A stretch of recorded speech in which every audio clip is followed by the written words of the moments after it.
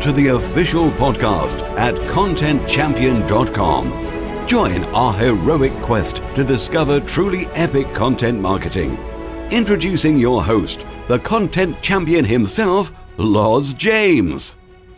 Hi guys, welcome to session 24 of the Content Champion podcast. This time round, I'm speaking with renowned social media strategist, blogger, author and speaker, Jeff Bullas. I'm delighted Jeff's come on the show as I genuinely love his blog and regularly share his excellent posts with my audience. Ranked number 8 on the Forbes 2014 list of the world's top 40 social marketing talent, Jeff's work has been published by the New York Times and the Huffington Post, while he's also at number 11 on the all-time list of the top 50 most retweeted people on Twitter. Jeff's blog gets millions of visitors a year, so if there's one man who knows how to drive high volumes of traffic to your online business, it's him. Let's dive in. Thanks very much for coming on today, Jeff. It's a pleasure. You're an expert, a renowned social media, digital marketing and content marketing expert, and I know my listeners are keen to hear your thoughts on how to drive increased levels of traffic to their blogs and websites, but my audience would also love to hear your backstory too. So before we kick off, can you share with us how you got started in the marketing industry? Well, I've been in tech for about 20 years, I suppose, and I ran my own business doing communications, so did sales and marketing there. I was in business development to some of the big telcos and the internet industry when it kicked off in the mid-90s. So took a bit of a sea change, then came back into the web world and then kicked off the blog. So my background before that was a teacher. But technology, marketing has intrigued me for more than a couple of decades now. So it's and when social media turned up, it fascinated me because it basically combined technology and humanity. So I sort of felt its power as a marketing tool, so I've just got to check this out a little bit more. So that's when I started the blog. Okay. I was unemployed in the middle of a marriage breakup, had to close a business, and I was $50,000 in debt to credit cards. So I had a bit of time, so I started reading a lot online, and I read David Meerman's book, The New Rules of Marketing PR, and then I read Tim Ferriss's lifestyle book, The 4-Hour Work Week, which sort of talked about, how to create a life online or business and life, a lifestyle. And then I read a HubSpot blog, it was, that said, if you've got an inkling of what you want to blog about, just start. So I did, and just started writing about social media. Had no grand plan, spent all of $10 on a domain name, and that was it really. And set up a WordPress.com blog and started writing. So, yeah, it was just from I suppose, a fascination and a curiosity driven by some online research and reading, because I love reading. And now you've been published all over the place, New York Times, Huffington Post, you're on the Forbes list of top 50 social media power influencers. It's a real success story, isn't it? You must be really proud of what you've achieved. Yeah, it's a little bit bizarre in one sense. I suppose people seem to resonate with what I was writing, and I don't. And so I go back to some of my original blog posts, and they were very, very poorly written, I could say, and very poorly structured. So there's been a lot of learning along the way. It still surprises me, it really does. It's driven from, I think, what I love doing and what I'm passionate about, and also some of my strengths, I think. So it's the intersection of a variety of interests and passions. So, and I think that's the secret behind success in any type of pursuit. It's got to be what you're good at and also what you're passionate about, and quite often they're the same thing. So, because whatever you find easy to do flows. So it turns work into play. And with such an in-depth level of knowledge, I know my listeners will be interested to get your thoughts on how to drive traffic. If I am a small business owner listening to this and I want to get more traffic, I'm perhaps a blogger without any readers, where should I start with this whole process? Where should we begin? I found Twitter to be a great driver of traffic. So from day one, within a few weeks, I actually realised that, and I started building my Twitter followers. And so I worked very hard and relentlessly on that. Twitter is a great way of actually building a targeted audience. So I pursued some really specific tactics on that. I made a lot of mistakes early on. Also, I use email as well, so I continue to build an email list. I didn't do that very well at the beginning. In fact, I didn't do it for about 12 months because I really wasn't chasing traffic. I was just writing because I found it interesting. And so my advice would be actually don't just rely on social media. Build an email list from day one. That's really important. And also the other thing too is to optimize your blog for search engines. So you're not going to attract search engines very much at the early stage, but you've got to keep doing it. And over time, to earn the authority online, that you start ranking in search engines and hopefully get to page one for key terms and phrases. That dovetails into my next question, actually. I mean, how long did it take you? Did you have 100 posts on the site? What sort of happened in that organic traffic process? The organic happened maybe 6 months in, when I got nominated by some of my readers to the first Social Media Examiner top 10 social media blogs. So I was one of the ones that was actually selected but didn't appear on the final list. But it's like your peers that were reading your blog, and they actually put me forward, and that gave me some what I call social proof and some visibility on another blog that grew quite rapidly. And that was about 6 months in, so it wasn't so much the number of posts. I think you reach certain tipping points, but it has to come from persistent, consistent effort. I think when I kicked off, I did 2 or 3, maybe a couple of posts a week, then I put up to 3, and then I said, well, if I'm going to be serious about this, when I started getting some feedback that it was working, I then bumped it up to 5 posts a week, which is pretty well what I do mostly now. So you just got to create the best content you can and build, the largest tribes and followers on social media that you can. That's basically a crowdsourced market, and they do the sharing for free. So if you create great content, then people are going to share it because it adds value to them. And what's the balance now? You have some guest posting. You do obviously a lot of the writing yourself. What sort of length are you writing? Does that play into it as well?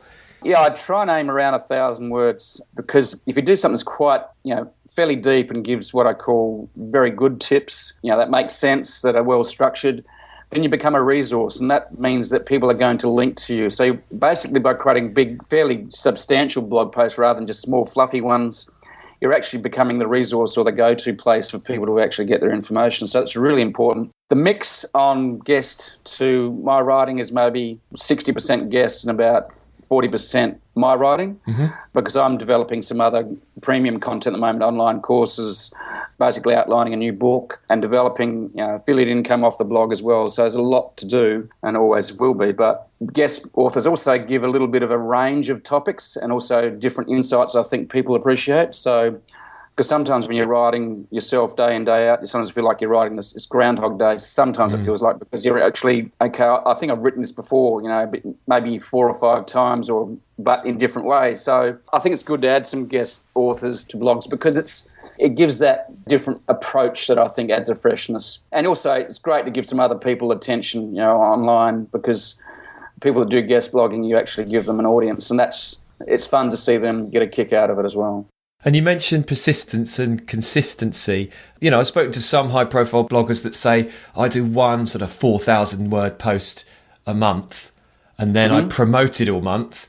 And I've spoken to many more others, actually, since Hummingbird and everything else, where they're saying, no, it's consistency now. The fresh content is rewarded ultimately in the search engines. And obviously that's what you're doing. So that's a good strategy, really, for small business owners to follow from the off.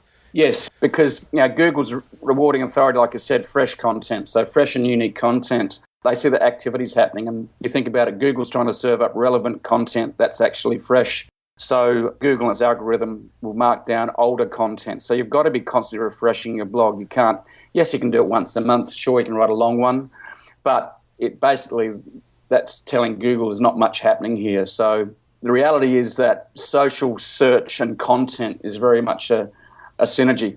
So you've got to be making sure that you are distributing content, writing it constantly, so you can actually get the best search engine results.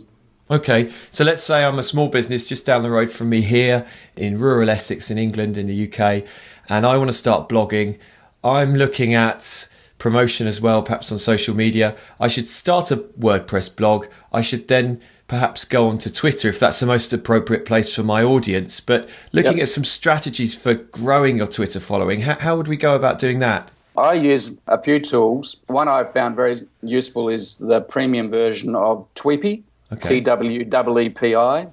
It allows me to follow the followers of people within my industry. So other top bloggers in social media, I can go and follow their followers because that's a qualified list. Generally, the people that are following, Social Media Examiner, they're following them because it's about social media. So if I follow their followers, they notice that I'm following them. they'll go and check my blog out and going, oh, Jeff's following me, his content looks good, great, or fantastic, whatever they think. And they'll go, oh, Jeff's worth following. So actually they'll follow you back. So that is a very simple way of basically building a following, and it's targeted. Early on, I just followed anyone that had a big number of Twitter followers. So that wasn't very clever, but you have to do to learn. So that tactic with Tweepy I found to work really, really well. Because you'll find that if you're creating great content, you follow people and you've got a good profile and you've started to build some social proof, it's harder early on, of course, because you don't have that authority and don't have that content depth and maybe don't have that social proof in terms of the number of Twitter followers and retweets on your blog and so on. So, but that tactic, following qualified list and building my Twitter following that way, has continued to work for me, for the last 4 or 5 years. And you just can't do that on Facebook and you can't do that on LinkedIn. Well, you can do it on LinkedIn, but it's much harder to do. Like Tweepy is a very efficient tool, creates a list that actually can follow people quite quickly. And obviously we can't lump all the social media platforms in together because they have different uses for different audiences. But exactly. You mentioned a couple of others there. What do you think of Google Plus? Google Plus I've been on pretty well from day one. It's got a lot of really cool features like Hangouts, and then it's also got circles and all those sorts of things. The demographic tends to be male and a bit more technical and geeky. It's, I suppose, a little bit like Twitter on steroids in one sense has been said about it, but I don't know if that's actually correct. So the profile of Google Plus is different to the others. I haven't found it drives a lot of traffic. It's harder to build a following on it.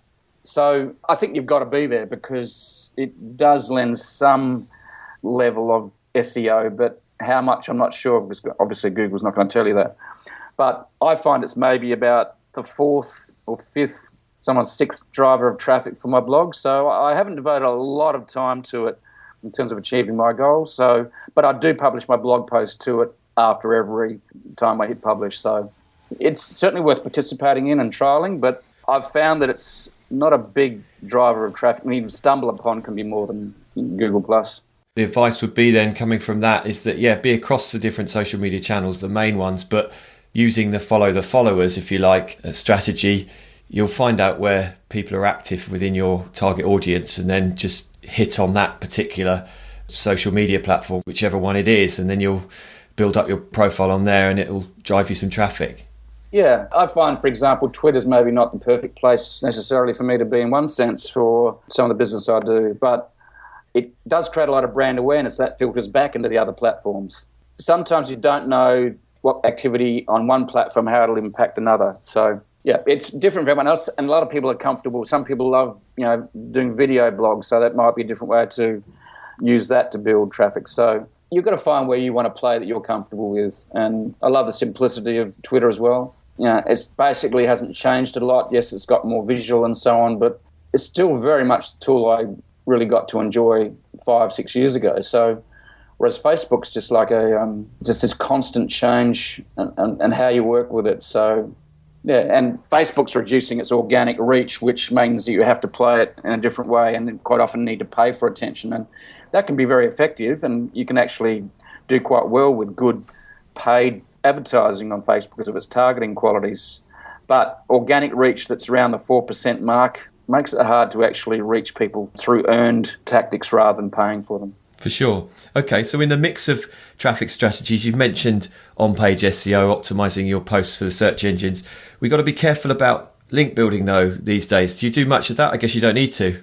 I have never done or chased link building as just a tactic. What I would recommend is if you create the best content you can, and also long-form content is really important because that means that as a resource, people are wanting to link to you because they basically want to reference you and want to keep it as a resource when they write a blog post saying, check this out, here's 20 tips on how to do Twitter marketing or whatever.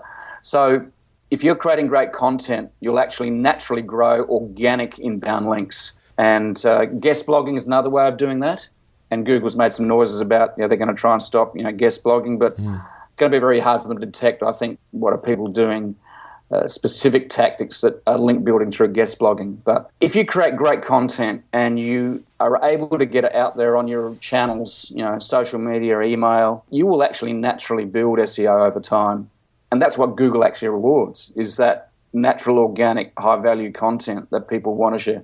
So really, again, coming from that, if I'm sitting down with a small business owner, a client, and they say, look, how does this blogging stuff work? I should really be saying, if you do have the resources to do a 1,000-word plus well-researched piece of content and publish it to your blog every day and share that on social media, within sort of 6 months, you'll be going great guns with that. You're going to give yourself a pretty good shot, yeah, especially if you've done some keyword research as well. So maybe with an SEO expert, or depending on how much research you want to do yourself, build a list of 50 keyword phrases that are important for people finding you online in your industry and what they use to search to find you or research. Yeah, and it might be very hard for a business to do 1,000 words a day. I get up early, so typically 4:30, 5 o'clock most days to do the guest posts and then work during the day. So, and some people aren't going to be very good writers. They might have to outsource it. But I say to people, look, try and be consistent. Do one a week.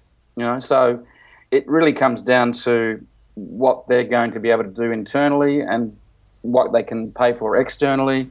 It really comes down to not everyone can do 1,000 words a day. That's just not going to be almost realistic. So you've got to be realistic. Some will embrace it and run with it. Others will just say it's just too much hard work and just won't do it. But it is a fact now that the more quality content that goes on there, the better you're going to do, isn't it? Because I've had people asking me myself is, if you do consistent content, I'm doing it and it's not working, but there is a critical mass you can reach. And I find that fascinating now that if you do blog every day, you are going to get more traffic, aren't you?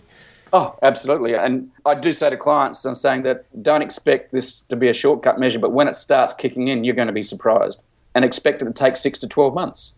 So, it basically you might have to work at it for 6 months without seeing much reward. But once you've built it, it's almost what I call a digital asset, this content and search engines starting to rank you.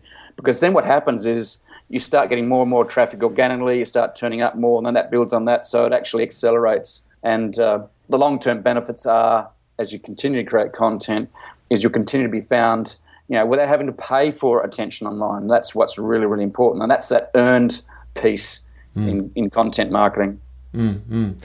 It's good that you said that, because that does lead neatly into the next question. You've mentioned Facebook paid advertising. What role does paid traffic, paid advertising play, AdWords and everything else in the traffic generation equation?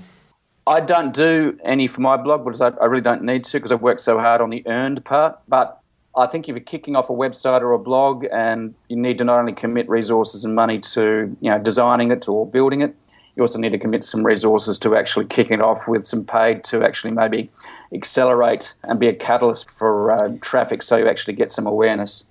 Yeah, and you can do LinkedIn, you can do Facebook, but Facebook is quite targeted. You can select by demographics and location, amongst a lot of other things. And then you can do Google AdWords as well. So it depends. It's sometimes worth doing a couple of paid tactics actually to test to see what works.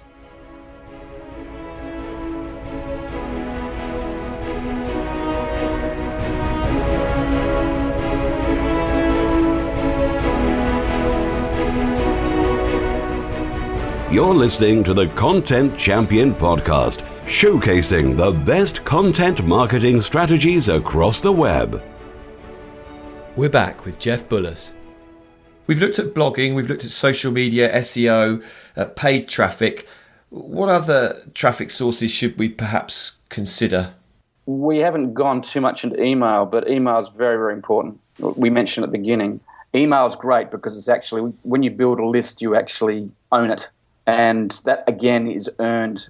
The best tactic for that is giving away something for free. So it could be a free video tutorial, so people can opt in by giving away their email address, and in return they get something, a premium content value. So it might be a free ebook or a free online video tutorial. So that is really important. And from day one, especially in B2B, that should be done. That is so important. And I'm on your list. I love reading your stuff. Could you outline some of the strategies you're using with your blog broadcasts and other stuff that we get through your email list? I work very hard on creating a headline. Then I also work very hard on making sure the intro will tempt them to read the rest of it. When I send out an email in my email broadcast to my opt-in list, I don't give them the whole article. I only give them the intro with a hyperlink to read the rest on the blog. And I don't reveal the answers in that email. It's basically a teaser to say, they've got to click on the headline first, then they've got to read the intro, and then they've got to say, I'm fascinated, what is going to be revealed here? So you've got to drive that curiosity, and that's really, really important. I see a lot of people actually send out a whole blog post, just an email. Then they've got no reason to click through to your website to get them online where they actually can engage with you even further. So that's really, really important. Those tactics are vital to actually drive traffic to your blog so you actually can engage with them even more closely. Okay, now as we talk, I'm looking at your website, and in terms of personal branding, you are your brand. Your name and your company is your own personal brand. How important is that, building that authority, that trust, that unique identity? There's two schools of thought that, you can create a personal brand that's just your name. The problem is that if you wanted to go and sell that online property later, then it's very hard to, because it's you. So that's one aspect. On the other hand, with social media, people do like to see people rather than just a brand. They like to see the human side. So I think a personal brand is really important, and also being unique. And I had an accidental success, which is that caricature you see when you visit my blog, which is different to your normal Photoshop images that you see of people taken in studios. So the feedback I had over time is that it's memorable, so it actually stands out. So I think creating a unique brand, personal or business, is really important. And I was going to originally use an image, just a photo of myself, but a friend of mine said, why don't you use a caricature? And he was an artist, and he drew one for me. He's really good, and it's worked. And I think it's because it's memorable. It's different. So you've got to try and work out how you can stand out both with name and your branding, I suppose. Luckily for me, I was able to get my name as a domain name because I've got a different name. I'm not John Smith. That would have been gone 10 years ago. JeffBullas.com was available. And that means it's congruent with the brand as well. I've done something similar. I've got a cartoon character, a superhero, and when I split tested that with my own photo, my sign-up rates for my email list have more than doubled. It's extraordinary, but it does work, because I guess there's loads of pictures of, like me, middle-aged, sort of slightly balding guys out there on blogs. So something a bit different is, like you say, more memorable. Exactly. So be memorable. Okay. Now let's look at conversion. Obviously, you're getting people to the site. They see your authority. They love your stuff.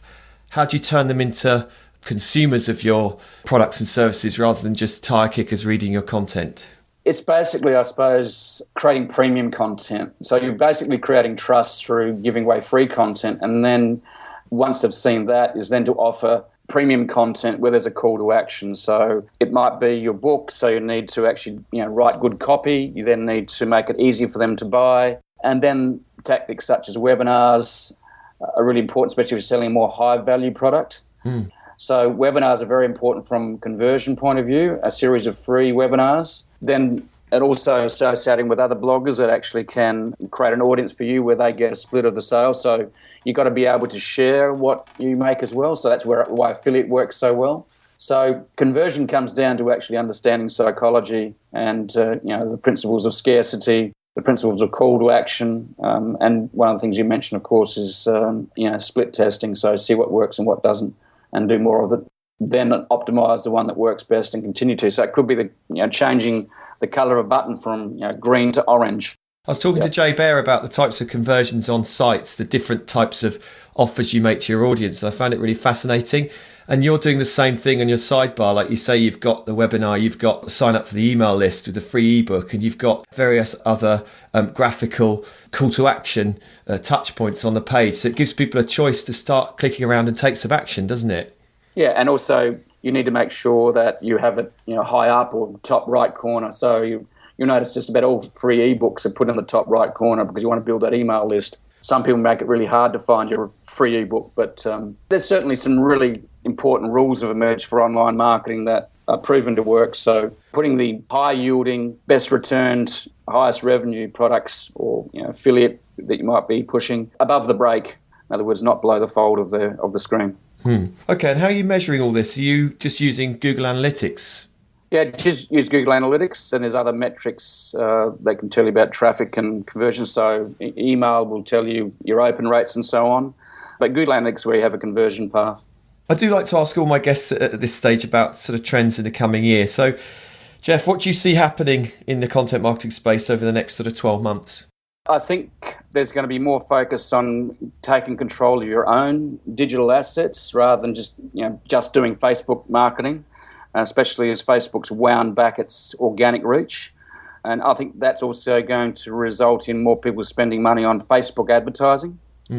I think as Twitter rolls out its paid advertising, you'll see more people using Twitter. And I think Facebook reducing its organic reach is actually going to make people look more closely at platforms like LinkedIn. I've been playing with LinkedIn, especially with its new publishing platform it announced in February. And I think it's become more social and open and content-centric, which actually suits my strategy. So LinkedIn's something that I'm going to pursue, and I think a lot more people will, especially in the B2B space. For example, I published a blog post from Monday this week on LinkedIn's new publishing platform, and I've been playing with that sort of the last month and a half, and it really resonated. So it became the second top post on LinkedIn globally for the day. Wow. And it got 165,000 views. Most of those were in the first 24 hours, and it had over 700 comments currently, and it drove record traffic to my blog for 2 days. So I think we're going to see some really interesting stuff being done with LinkedIn over the next 12 months as well. That's a big move, but that really blew me away. Once you can do that, get to the homepage basically through your content on LinkedIn, and I'm going to have a look at different strategies and tactics for that as well. Okay, as I said, I'm on your list. I'm always sharing your stuff on social media, and it always gets a lot of click-throughs and drives a lot of interest. Can you remind us where we can find you and some of the stuff you've got available online, please? You can find me at the blog at jeffbullas.com, JEFFBULLAS.com, and you can find me on Twitter at jeffbullas. And if you can't find me, just Google me. Wait for it, listeners. Here comes the PS question. This is what I call the PS question. Could you please share one advanced content marketing strategy that my listeners can take away and use right after this call? I think one advanced strategy I'm using now is actually this LinkedIn publishing. I think that's really important. In terms of advanced, it does take time and commitment, and it's maybe not for everyone, but it's to actually write a free ebook. And if you can write and publish your own book, I think that actually lends some real credibility, even if it's self-published. If you can actually publish and get it on Amazon and even put it on your own blog, I think that's really important, because there's nothing like someone saying, well, Jeff's written a book or John's written a book and here it is, and it's well written, well researched. And a book isn't that hard to actually write if you think about it, because you actually can plan it out and actually write a chapter or two a week as blog posts and then just compile them later and edit it, maybe add a bit more content at the end, and you can turn a blog post into your own published book. I think that's really important, and that's long-form content, and it just adds credibility. Yeah, that's a great strategy. And yeah, Jeff, I've really enjoyed this conversation. I thank you very much for your time. And I wish you the best of luck with everything you do in the future. It's a pleasure, Loz, and stay curious. So there we have it, guys. That was episode 24 of the Content Champion podcast. Many thanks again to Jeff Bullas for a great interview. If you like this podcast, please leave me a review on iTunes. You can also find us on Stitcher, Zune, the BlackBerry Network, and of course on the Content Champion website. Thanks for listening. I appreciate it. But until next time. Is it a bird? Is it a plane? No, it's the Content Champion.